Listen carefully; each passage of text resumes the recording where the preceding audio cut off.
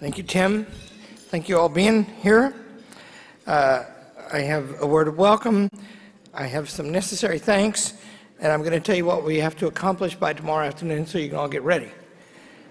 Tim is an excellent employee, and he adds elevation to the college.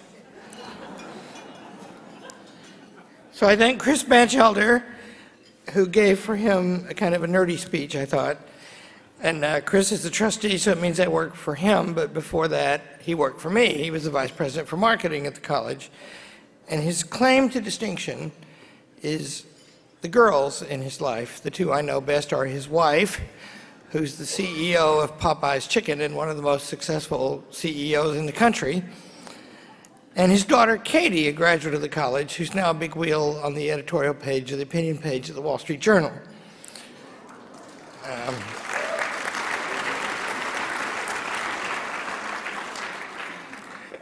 I have to introduce to you two new, one of them's not here. We have two new trustees today, and one of them's not here, so who cares who he is? Actually, it's the very great Steve Stevens, who's married to the beautiful Angie from Little Rock, Arkansas. And I'm from Arkansas, which means that Steve and I are now forming a coalition to efface the memory of the Clintons from our state.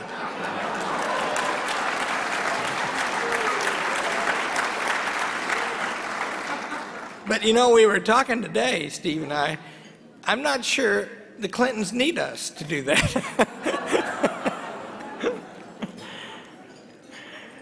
And the other one is here, if I admit, I'm sure he's here. Where's David Durrell here? Yeah. Stand up, David. And his wife, Ann. Is Ann still here? Ann left.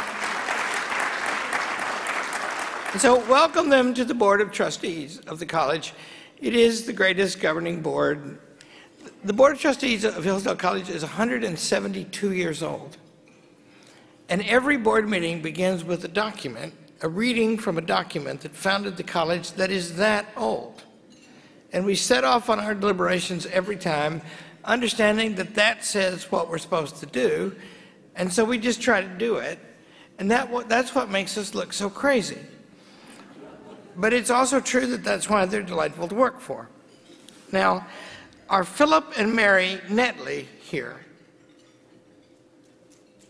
Diane, are they here? Is Diane here? Philip, okay. You can sit down, I'm not ready for you yet. So I have to do a duty that is in the province of the college president properly understood. Diane Phillip is the vice president for student affairs. She's a very important woman. She's an awesome woman. And then she has a daughter named Marissa. She has a son named Joe, who's starting in our freshman class next year, going to be the kicker on our football team. But Marissa is a graduate and a wonderful young woman, and she is going to marry soon Christopher Netley, a captain of Marines. But wait, and his parents are Philip and Mary, whom Diane discovers Phil is a veteran of Vietnam, thank you for your service, and who is a great fan of Hillsdale College for some time. And my point, and I have to do it in front of all of you, your witnesses, is that, sir, I love and admire you very much, Mr. Netley, but I have to warn you, if your son is not good to Marissa, I will have to harm him. Stand up and be recognized, sir.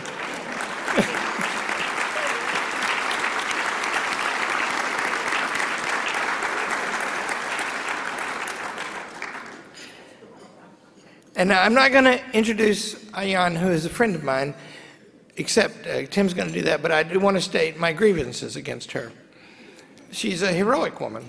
If you don't know her, you're going to love her.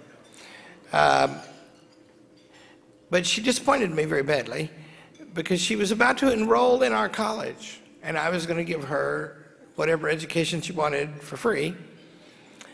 And then she'd married this deadbeat,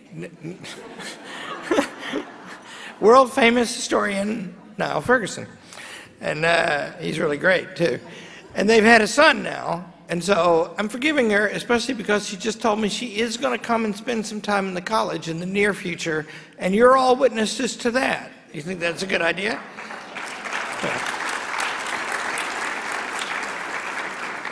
Also, I'm a little aggrieved because she gave a better speech at the Bradley Prizes than I did. But I can put up with that. So, now, what are we going to accomplish?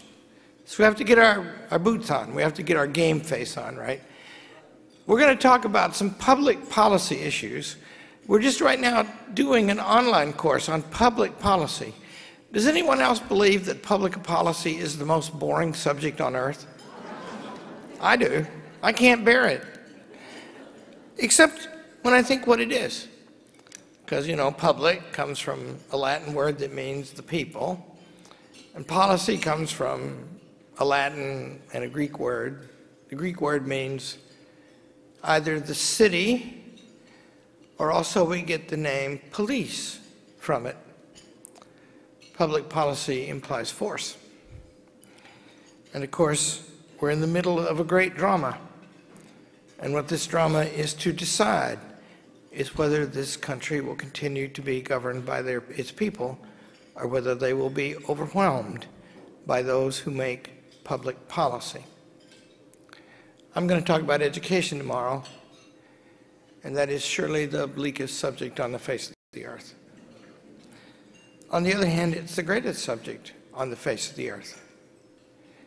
We need to understand what's changed about that and about each of the things, there are 4 of them, that we're going to talk about.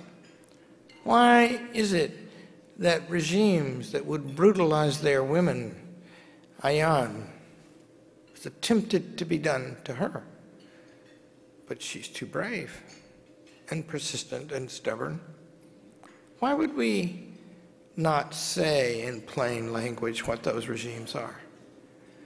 Why would we send our children to schools that cost more, bore them, except when they teach them things that are not so? Why would we do that when the alternative is available and cheaper? Why would we think that man is the virus on earth? Not the Lord of creation, but the assailer of it. The purpose being to control man, to protect the environment. Where do those ideas come from? We should understand that, and we should understand the threat that they pose. I will argue tomorrow about education, that the essential threat is the dehumanization of humankind, the abolition of human beings. But also, we must remember tonight and tomorrow and for the rest of our lives, the reason we should be hopeful. Is it nice? Right? I mean, Matt Sauer and Julia Hoyda, who's working here, they're both students of mine. And we wanted somebody smart and good looking, but we couldn't find a boy. So we brought Matt. On the other hand, Julia is both those things, right? But what's our relationship? I'm an old man running a big institution and talking to you. I'm their teacher, like Pastrito sitting back there and all them, right? That is a natural and a beautiful relationship, and it will orient your life when you see it. It'll change everything about you to do the job of teaching, just like learning, which are the same job, it turns out. So I want us to remember that we should understand what's going on and that is frightening, and we should be hopeful about it because we are living in an exciting time. The debate is fundamental, and there's a chance to do something about it. What better way to live than live in that attempt? Thank you for coming.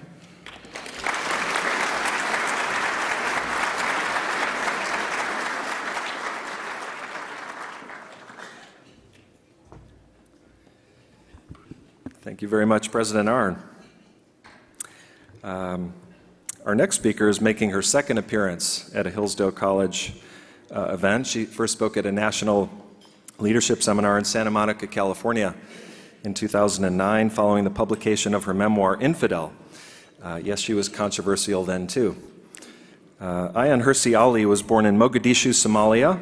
As a young girl, in order to escape an arranged marriage, she sought asylum in the Netherlands, where she became a citizen. It was while working in factories and as a maid, she learned Dutch and eventually earned her MA in political science from the University of Leiden. It was while she was serving as an elected member of the Dutch Parliament that the film director Theo van Gogh was murdered.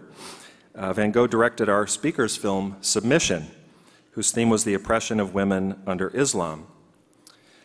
2 years later, she tangled with the Dutch government over her citizenship status and had to resign from Parliament.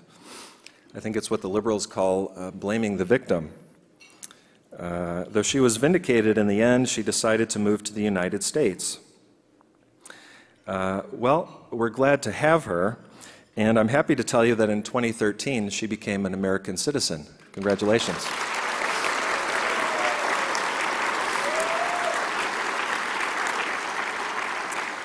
She is now a fellow with the Future of Diplomacy Project at the Belfer Center for Science and International Affairs and a visiting fellow at the American Enterprise Institute.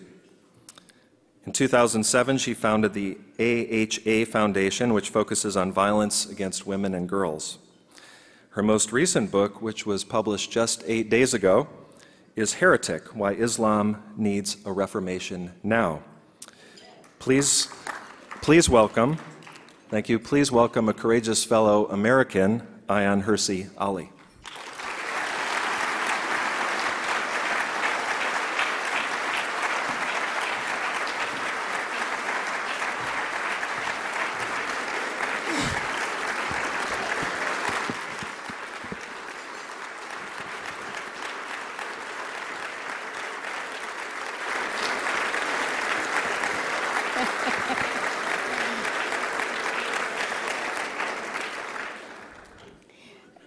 Now, ladies and gentlemen, tell me if that's not daunting.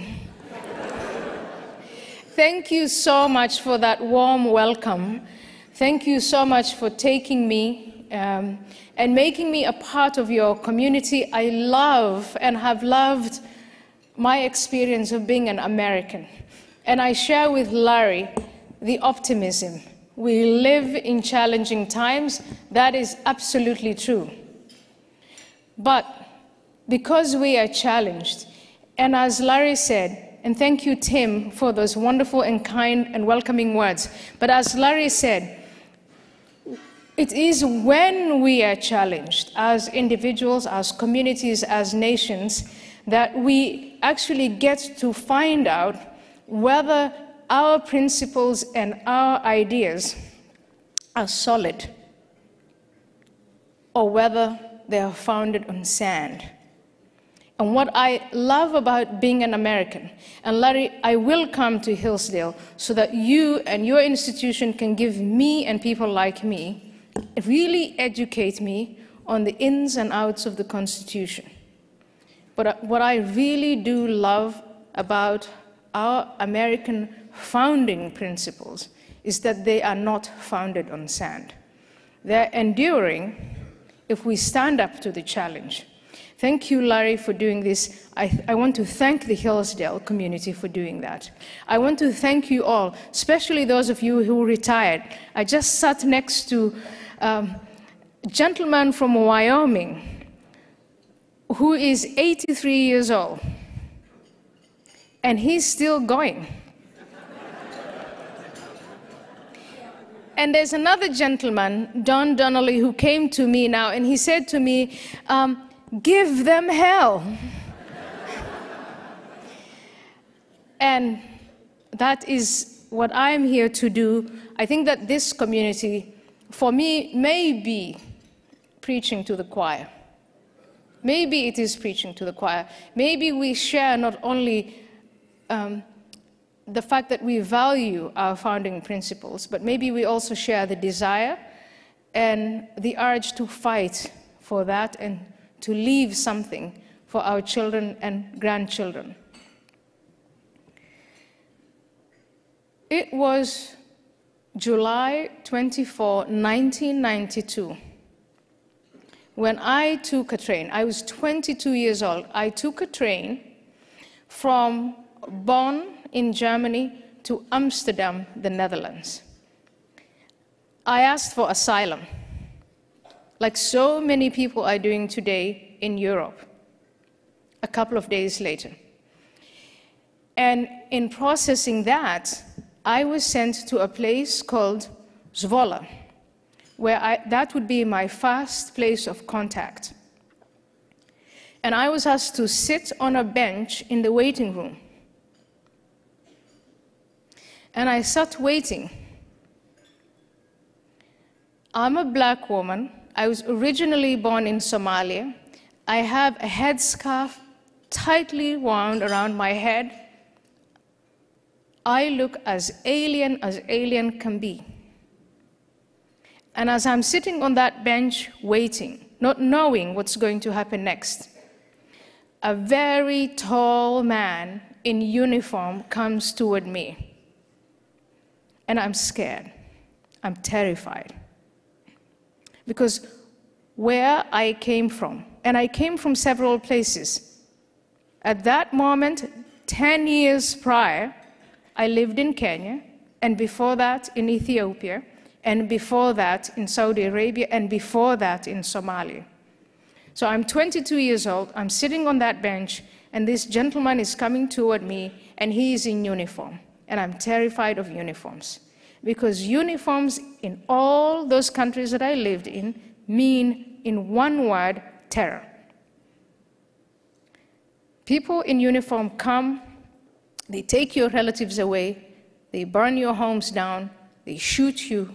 People in uniform representing the government, that is the muscle of the government, when I was growing up, meant that you feared them, don't cross them. And this gentleman is walking toward me, and I'm sitting there and I'm thinking, okay, it's over. I was escaping a forced marriage. I had offended my parents and my extended family. I was at that moment feeling steeped in guilt and shame, thinking I had offended my God. I had done everything wrong, and now here comes this man in uniform. And only bad things are going to happen. And as he gets closer, and my heart is thumping in my chest, he says, "Would you like a cup of tea or a cup of coffee?" For me, that was the moment that I encountered the rule of law. And that changed. It stuck with me. It's changed the way I look at things. And I became, and I think what it did is, in me, it sparked a curiosity. Who are these people? Why are they being so generous to us? What is this government about? And asking these questions led me 2 years into my residence in the Netherlands, 2.5 years, to think I want to apply to the University of Leiden. I had shopped for universities. I found some universities that said to me, it's all student-centered. You mark your own grades. And I said no to that. I saw some that I thought, the curriculum was so broad, I didn't think I would learn anything. I found the University of Leiden. It was the most demanding. They offered the most demanding program. And I wanted that demanding program. And when I went to the admissions officer, and I'm a refugee, I'm speaking in broken Dutch, she says to me, I don't think that you taking political science is practical for you. Go and do something else, like accounting. I told her I just was curious about what made this country what it is. She's the admissions officer. And she said, curiosity will not get you a job. You need, at the end of this program, to have a job. And I told her I already had a job. I had worked as a cleaner. I had served in these factory places where you pack things. I, at that point, was making more money than most of the other students because I was working as a translator-interpreter. If I wanted to make money, I could make money. What I really wanted to know, that was that part of me that was hungry, was why is this world different from the world that I came from? And I got admitted. And in those years, I learned a number of things I never would have learned. I learned about Western civilization. I learned about the history in detail of the Netherlands. I learned about all those religious wars. Everything was an introduction. There were such courses as psychology and public administration. You talked about policy. I have to say that was quite boring.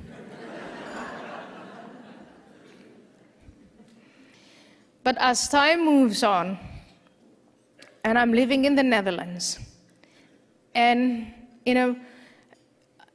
I'm able to deal, every time I learn something and a question in my head is answered, I'm confronted with my own cognitive dissonance. If you can put question marks on all the thinkers in Western civilization, if everything is a theory that's not a hard science, and even if hard sciences start first with a theory, a hypothesis, and you learn all about falsifying and verifying, and in Leiden, when I asked, what about religion, what about Christianity, it was also a hypothesis. So if that was a hypothesis, what about Muhammad then? But in those years, between 1995 and 2000, I did not mentally explore an answer to that. I didn't want to do it because I was scared, terrified of the outcome. And living there, I was liking it. I threw off my headscarf and all the other garments that to me were told of modesty. I assimilated into Dutch society. I made friends. I lived with my boyfriend. We were planning, we had a household together. We were planning to have children together. So I was thoroughly assimilated. I was, at that point, a Dutch woman.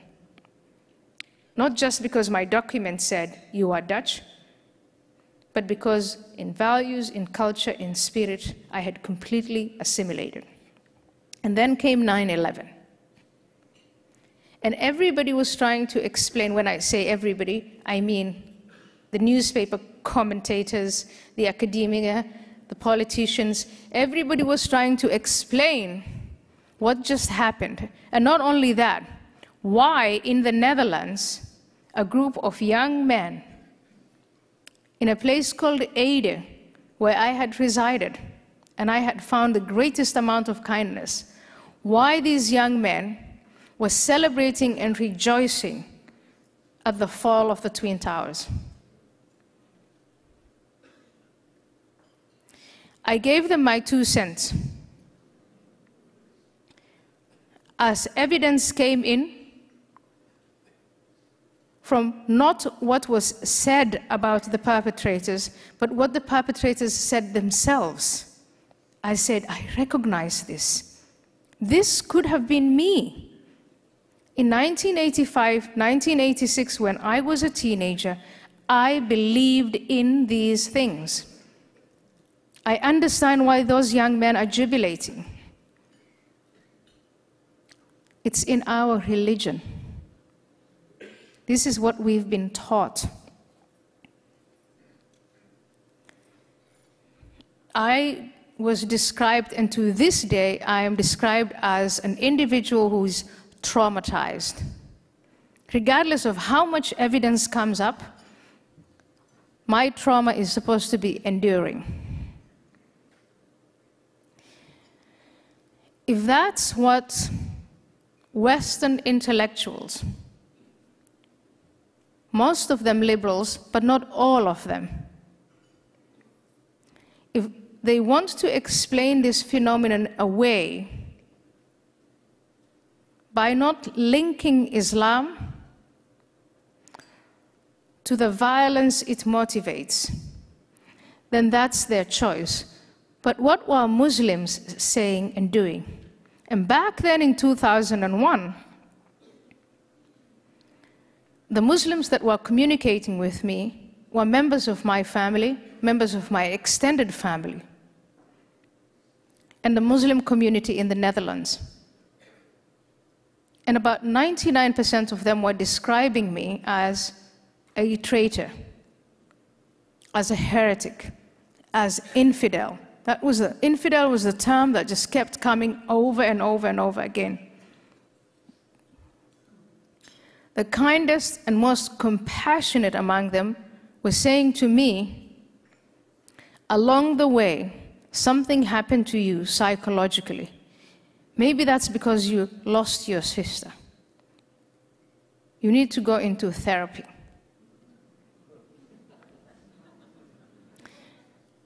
But Freud is not going to wash away critical thinking. Psychology is not going to do it. Sociology is not going to do it. At one point, you have to look at yourself in the mirror, and you have to ask those questions that I asked myself in mid-2002. Is Muhammad my moral guide? And I couldn't escape that question anymore. Knowing what I knew about Muhammad. And I decided, no, he cannot be my moral guide. I'm not going to use the terms that came to my mind, even though Don Donnelly asked me to be as politically incorrect as possible.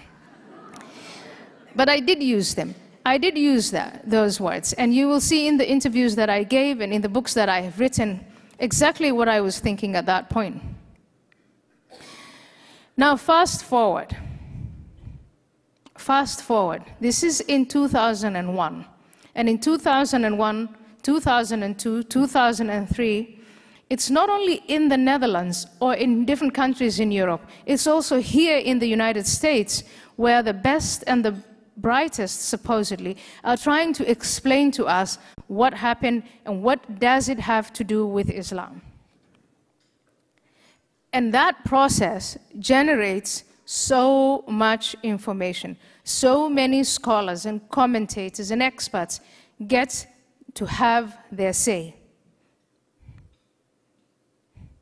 And those who come across the same evidence that I saw are consistently set aside as racists, as bigots, or as traumatized and irrational.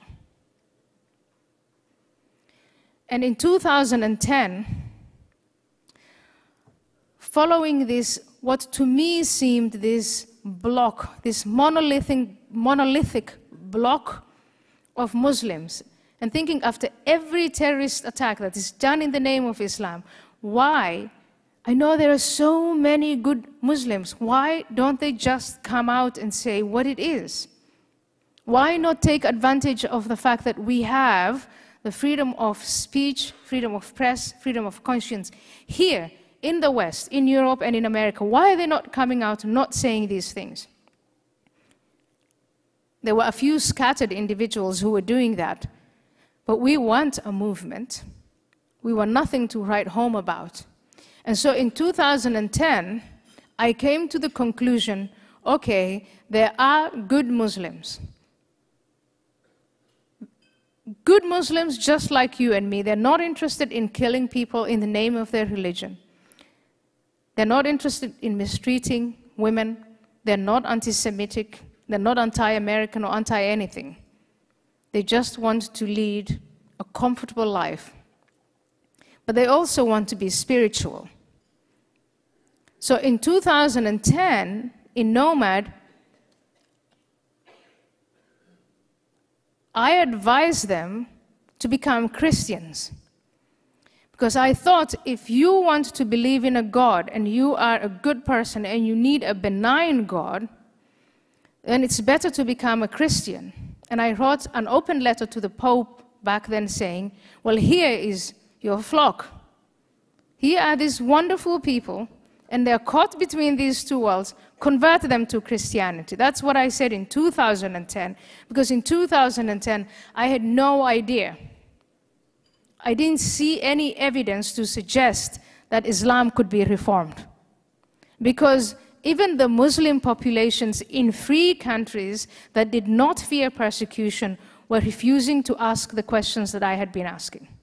And you can't reform a religion, you can't reform an institution, you can't reform anything if you refuse to ask the necessary critical questions.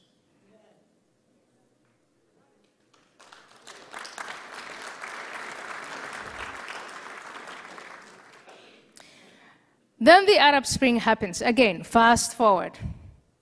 And as it's unfolding, I am now seeing evidence. That is, people in large numbers coming out not only to depose the dictators that had tortured them and persecuted them for decades, but many of them are young, and they're men, and they're women, and they're mostly women, and they're saying,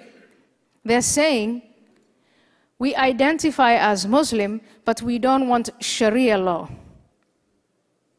If you have a moment, go back to those images, Google it, go back in that time, and what you will see is that some people, the majority, are against the dictatorships. But when the dictators fall in Tunisia, in Egypt, in other places, you then, especially in Tunisia and Egypt, you then see the next phase, where the Muslim Brotherhood comes on, and they want to impose Sharia law on them, Islamic law. And now there's a second protest, second wave of protest, and that second wave of protest inspired me to write Heretic, to think that, oh my goodness, I wasn't the only one who had those question marks. It's not only a scattered few. Look at these numbers that are saying no to Sharia. I linked that to the demonstrations in 2009 in Iran. What did you see? A lot of young people protesting. What were they demonstrating against? The Islamic Republic. They had lived with Sharia law since 1979. They experienced it. They were subjected, if they were women, to be covered from head to toe. They were chased out of the public life. The regime, the government, was dictating to women, this is what you have to wear. There were women who were taken to prison because they wore nail polish or lipstick. The Islamic Republic. Those young people were demonstrating, and they were demonstrating, and most of them were actually, the women were wearing nail polish and makeup, and they were dressed in jeans, and they were not saying death to America. They were not saying death to Israel. So watching all of that, and much more that I can't bore you with tonight, I thought, okay, let me revisit the question of reformation. Is it really possible to reform Islam? But in order to do that, then conceptually, you have to separate Islam as a doctrine from Muslims. Islam as a doctrine, as a political doctrine with a religious component, is one thing, and from Islam and the legacy of Muhammad and the jurisprudence of the scholars over the centuries who were faithful to Muhammad, you can derive a doctrine that is political, first and foremost, with some religious components. We can understand that, and this is what I learned in Leiden, that you can understand a doctrine by trying to find the basic fundamentals. Who is the founder? What was his agenda? What did he accomplish? What did he leave behind? So that work is there. That's the doctrine. But now, how are you going to deal with the diversity of Muslims? We are told by the United Nations and other organizations that count people, I don't know how they do it, that 1/5 of humanity is Muslim. So how do you deal with that? Now, if you go back to the doctrine, what you're going to find out is that Muhammad in Mecca actually proposed a religion. And the religious aspects were stressed more than the political aspects, even though he called on the Meccans to abandon their gods and join his.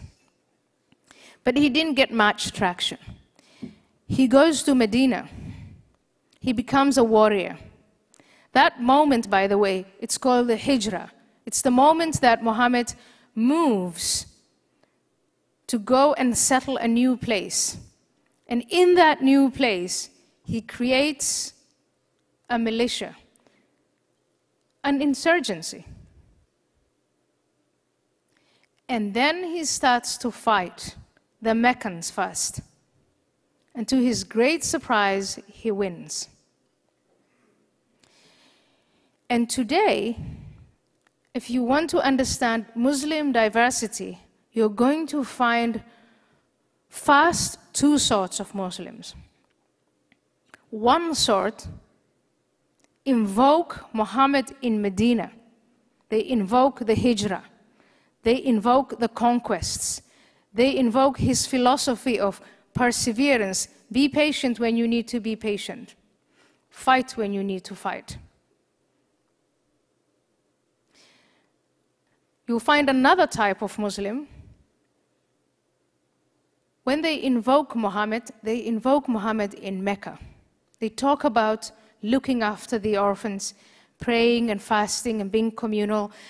Aspects that we today in the United States of America, and I think in Europe and the rest of the Western world, we would describe that as religion or religious. And as I'm working through the framework of how to write this book, I think I now have a Mecca category and I have a Medina category. But what about those people I saw demonstrating against Sharia? What about some of those scholars like Ali Abdul Razak, student of Al-Azhar, who opposed the idea of the caliphate? Muhammad Taha of Sudan, who in fact pushed for a Mecca agenda and said that the Medina, everything that happened in Medina was to be seen contextually. What about these people? And they didn't fit in the Medina category because they don't have a Medina agenda. They in fact reject the Medina agenda. They're not as passive and apathetic as the Mecca group. They're a group unto themselves. They're the modifiers. They're the reformers. They're asking critical questions, and they're coming to conclusions that are consequential, the modifiers. So there we have Islam, or in all its legacy, part of it religious, but really a great part of it political. And here you have 1/5 of humanity, and I think that that classification, Medina, Mecca, modifier, is a better classification than what we've been using since 9/11. Since 9/11, we've been talking about radicals, moderates, extremists, fundamentalists, but that doesn't get you anywhere. Why doesn't it get you anywhere? Because you never get to talk about Muhammad. And Muhammad is the guy that all Muslims have to emulate if they are truly Muslim.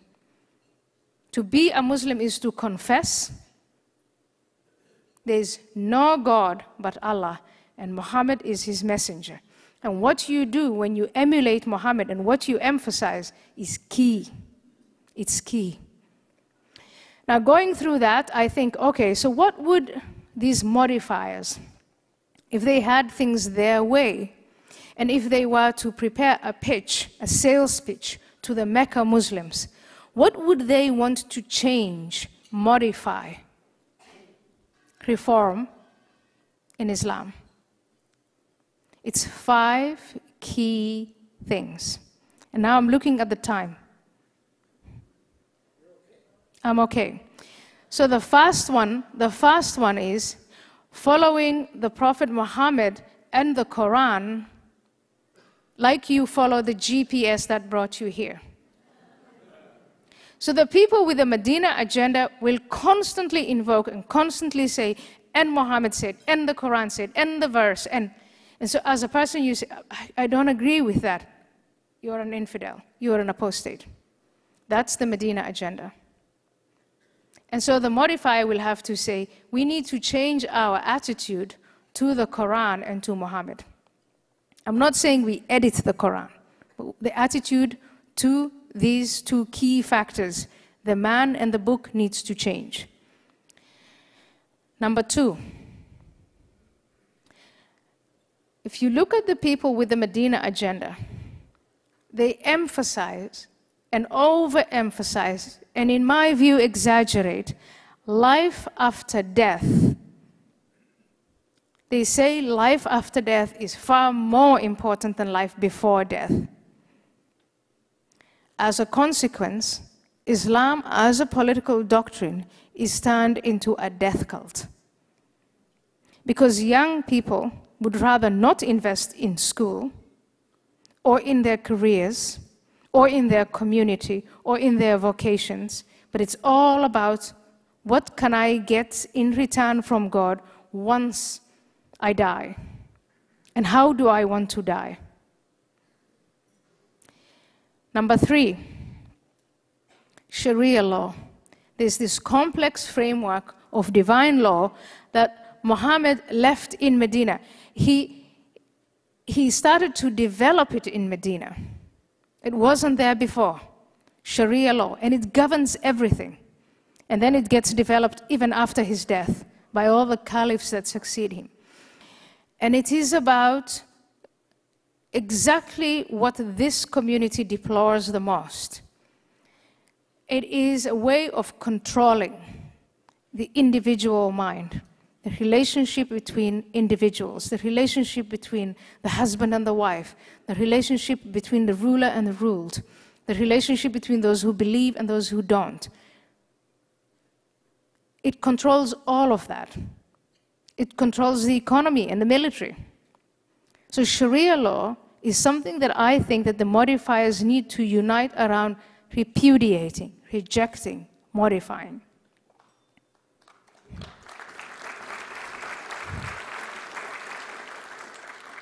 There's a little-known concept called commanding right and forbidding wrong.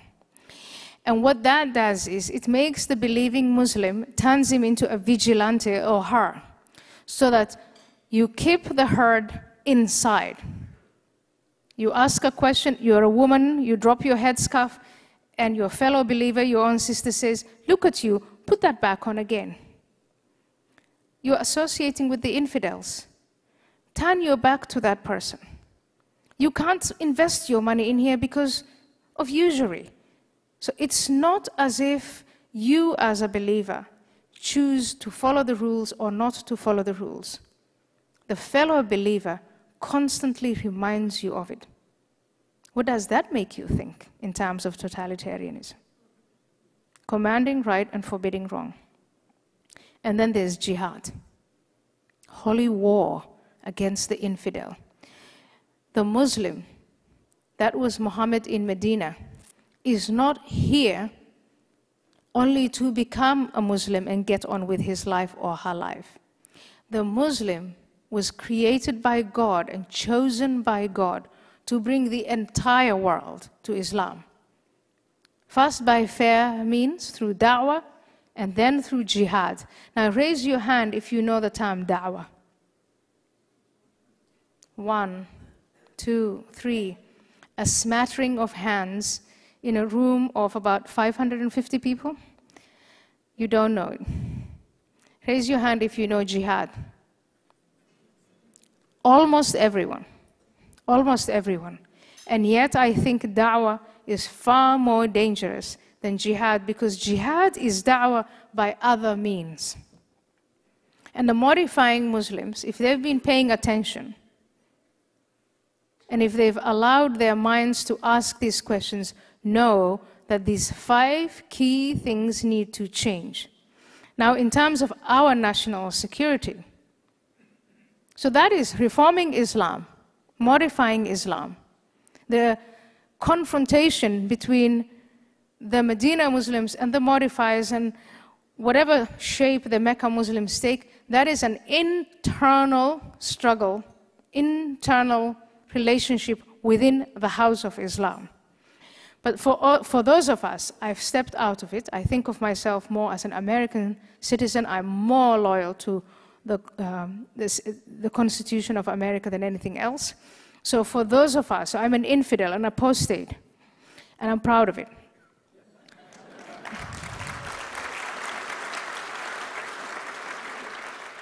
But for those of us on the outside, what do we need to know? We need to know what that doctrine is. We need to know who Muhammad was and what he did, and why the Medina Muslims invoke him. We need to know the Medina agenda. We need to know what da'wah is, not only what jihad is, but what da'wah is. We need to know who is pushing the Medina agenda. Obviously, in the headlines, in newspapers and on television, we learn about ISIS, Al-Qaeda, Boko Haram, Al-Shabaab, and we debate why or whether or not they are connected to Islam. But what we fail to do is to see the Medina agenda that is pushed gradually through our schools, in our neighborhoods, without necessarily using violence, by using our institutions to sabotage our miserable house with our own hands. That's the agenda we need to be aware of. That's what we need to know. And political correctness doesn't serve that. We need to start understanding that classification. Not all Muslims are terrorists. Not all Muslim men are bad. Not all Muslims are our enemies. But we need to be able to tell the difference. And we can't tell the difference unless we educate ourselves on the doctrine. And now I'm going to leave the rest of the time for you to ask questions. And I promise you I'm going to stay here until all your questions are done.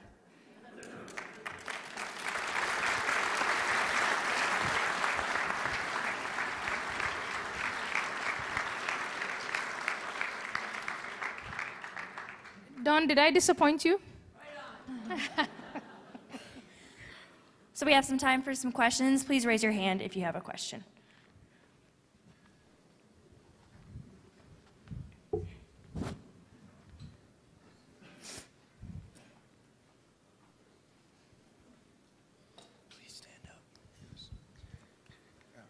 Yes, as we accept immigrants, what should be the interrogation to determine whether they're here to integrate and accept our rule of law,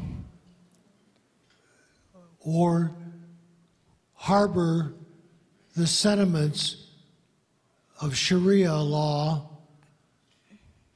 realizing that we may need labor, that we may want to have open borders to encourage immigration because it has benefited the country to some extent, although at the moment we're questioning that. What is it that we should interrogate in order to assure that we are having folks that will embrace who we as Americans cherish as important to being an American? Thank you for that incredibly important question, which I think is in the mind or on the mind of every American who's paying attention.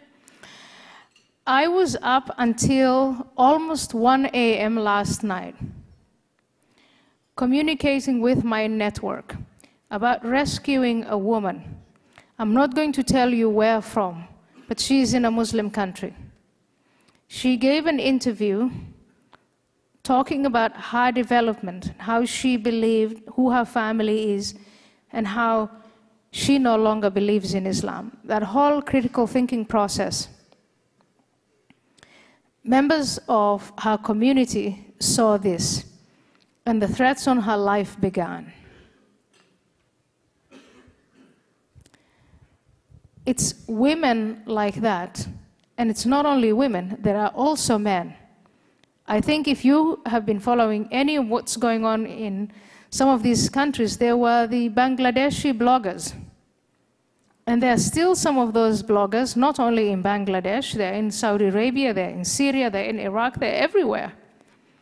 And these are people, individuals, who are taking the time to think through these things like I did. And some of them reach the conclusion that, yes, the principles of freedom that dignify the human being and establish and preserve the rule of law are superior to Sharia law. These are the people that we should be giving refuge. These are the people we should embrace. These are the people we should partner with. And I know that there's so many of them in the closet, because coming out of the closet means risking death. Real and present danger. And I think that is the criteria we need to make. If there are young children, if there are vulnerable women and vulnerable men, and we feel we are morally obligated to rescue them, then we should negotiate with them that they have to abandon those values and embrace ours. And if they don't, it's a choice. We don't rescue them. That comes across as being extremely hard and cruel and crass. But if you don't do that, we're going to get what you see unfolding in Europe, which is a mindless, senseless, unplanned immigration.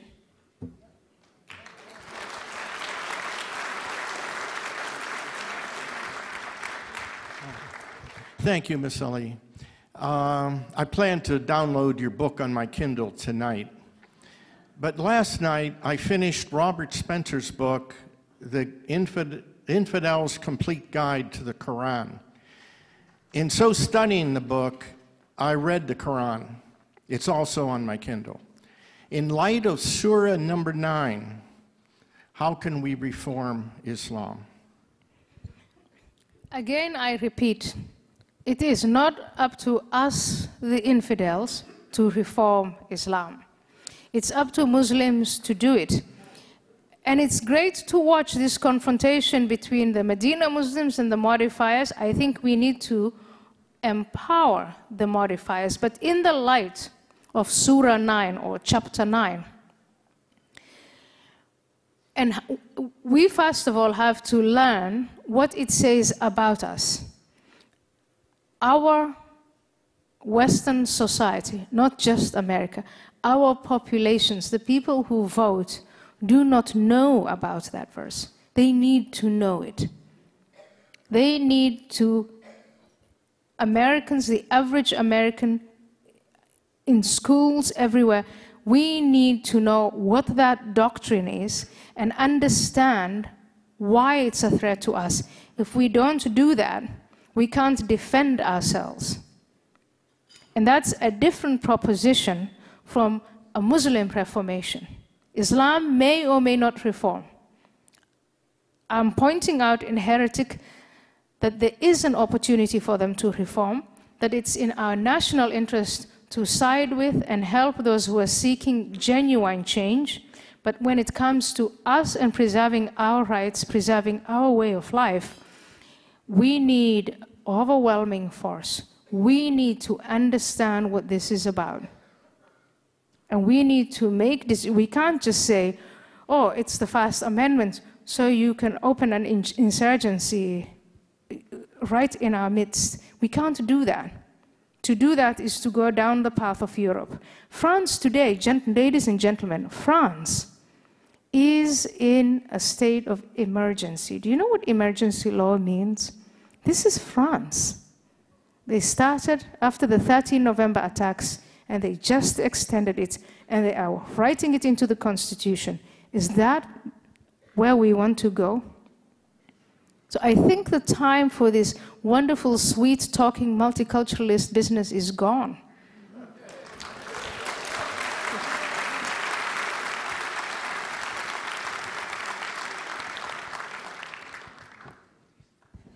You don't have a mic, John? I'd like you to explain a term that I've heard many, many times, which is called moderate Muslims.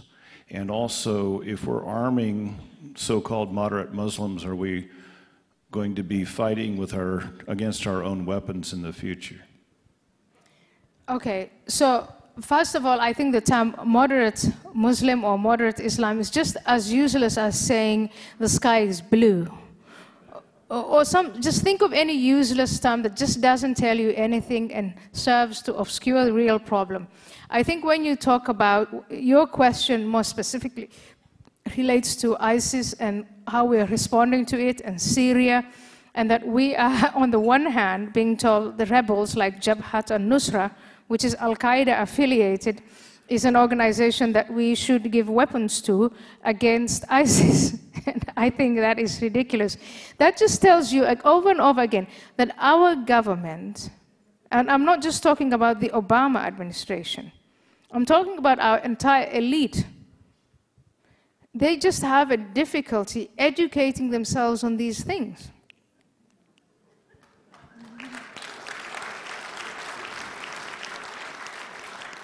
If you are in the State Department or in the Department of Defense and you don't know the difference between Jabhat al-Nusra and ISIS and why you shouldn't give weapons to one or the other, then you shouldn't be in that job.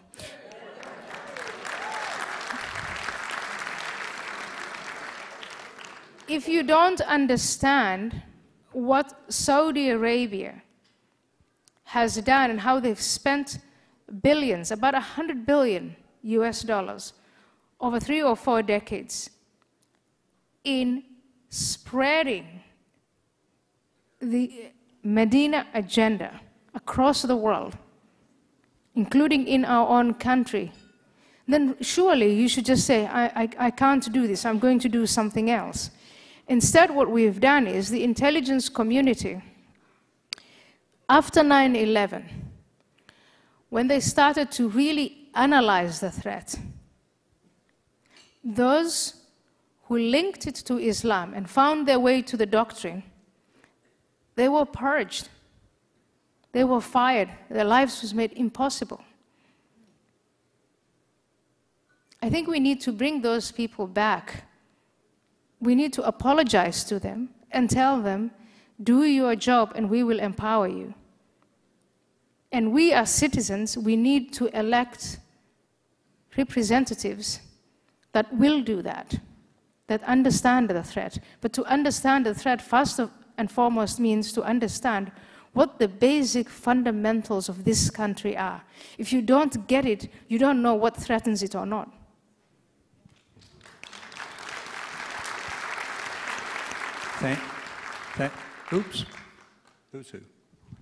Thank you very much for bringing this education to us. I have a question that's always confused me in studying Islam, and I'm fearful that it may be stemming right at the very top of the government, and that is the concept and the, I guess, the doctrine of taqiyya. I wish you might speak to that. Thank you. The doctrine of taqiyya. So if you are a Medina, and I'm going to try to be as short as possible, you are pushing a Medina agenda, not necessarily violent, but you understand that the use of violence is something that it's a prudent thing.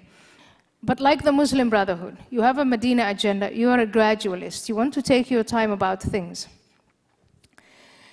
You understand, for instance, that these Western governments at this point in history are more powerful.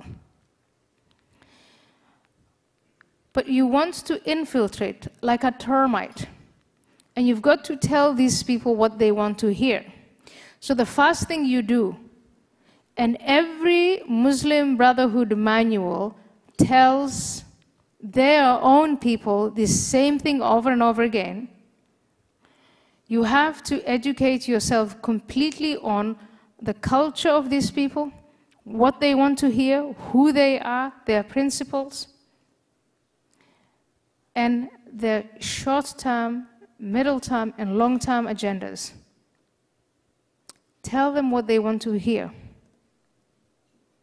So taqiyya is, first of all, it means caution. It means to act carefully and prudently. And at times, you have to lie. You are in the West, you're in America, you see a confrontation between the left and the right, if those terms are meaningful at all, and you decide that the left is probably more useful, and you just tell them what they want to hear. You push the right buttons. When you are talking to a Jewish man in New York feeling very guilty, raise the question of the Holocaust and say that Muslims today are in the same plight as Jews in the 1930s. Say to the feminist who is fighting sexism, or who thinks that she's fighting sexism, that the way women were treated and felt inferior and humiliated, that's the way Muslims are being treated. Tell the white man who feels guilty for anything and everything anyway. Push all those buttons, and once you've done that, then put your agenda on the table. I want to open a Muslim center here. I want to open a mosque there. I want to get homeschooling. I want. And if you object, then are you not engaging in... So that's a form of taqiyya.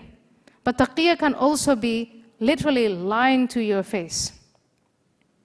Somebody will tell you, look you in the eye and tell you, Muhammad only preached peace. Use your intelligence. That's taqiyya.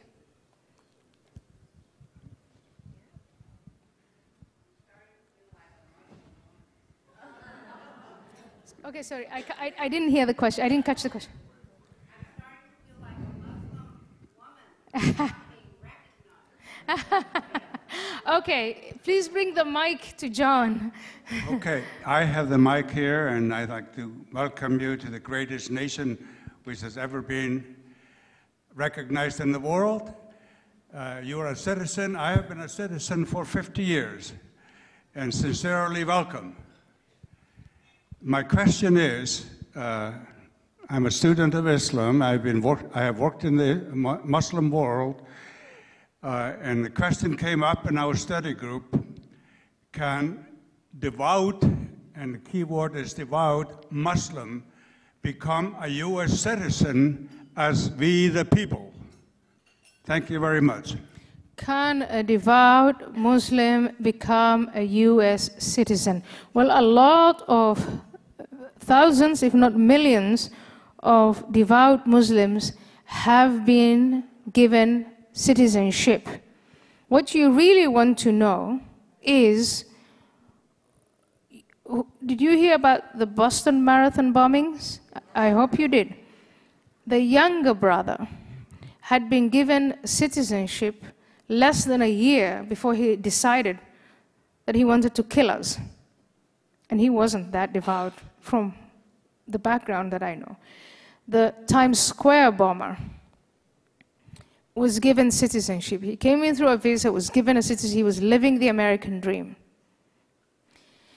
Can you become a citizen? Technically, you can be accorded citizenship, but whether you are born here, whether you are a convert, or whether you are born to a Muslim family, you can be as devout as you like.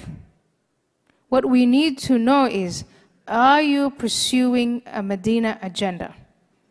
And that means you have to know, fellow citizens, what happened in Medina, what Muhammad did in Medina, and why all the people that we've called radicals invoke Medina. If you don't know that, and you're sitting at the Department of Homeland Security, and you're giving out these citizenships because somebody tells you what you want to hear, then you are bringing us in danger. You're not doing your job well. That's what we need to know. The classification of moderate, radical, violent extremist, that's useless. That's useless. If you don't understand the Medina agenda and why it's invoked, Said Farouk here in San Bernardino and his wife, the way she was covered, what she was saying on social media, that could have alerted the intelligence community to the fact that this is not a person who should have been given a visa. But we did it anyway. It's not because they are strong or because they are better. It's because we are being stupid. Okay, John. We have time for one last question. Thank you so much for coming here tonight. I'm Joan Cortopassi from Stockton, California, and I live on a farm. And about 2 or 3 miles down the road, they're building a mosque, and it's been in the process for 2 or 3 years. And it concerns me because I don't know what they're going to educate these people in, and I need some advice on, maybe you've already given them advice that are they Mecca or are they Medina? And what are they going to teach these citizens that live in our area? It concerns me because I don't want the girls to think that they're second-class citizens. Well, I think the first thing is to find out who is building the mosque. Where is the money coming from? Are they connected to a chain of, I mean, think about the Islamic centers and mosques and the way they think. Read the explanatory memorandum. Just Google it and you'll find it's in English. The Muslim Brotherhood in 1991, there was a raid, there was a case called the Holy Land Foundation.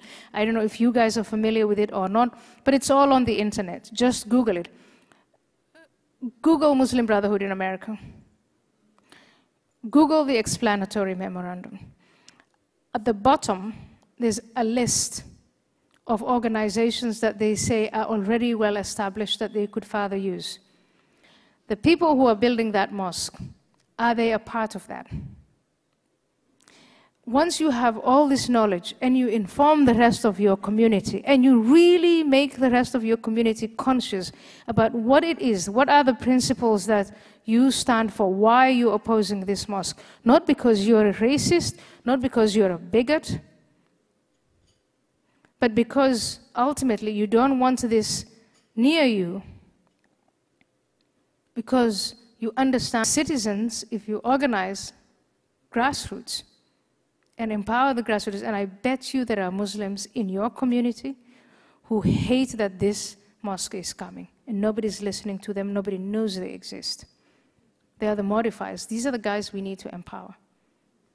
But it's a long and hard fight, and to this day, I just have to say the tragedy is they have been winning because there are mosques and Muslim centers in every 50 states where girls and boys are separated, where jihad is taught, where there's a lot of da'wah, and they've done it legally. They've done it with the consent of our leaders and with our complacency. Thank you.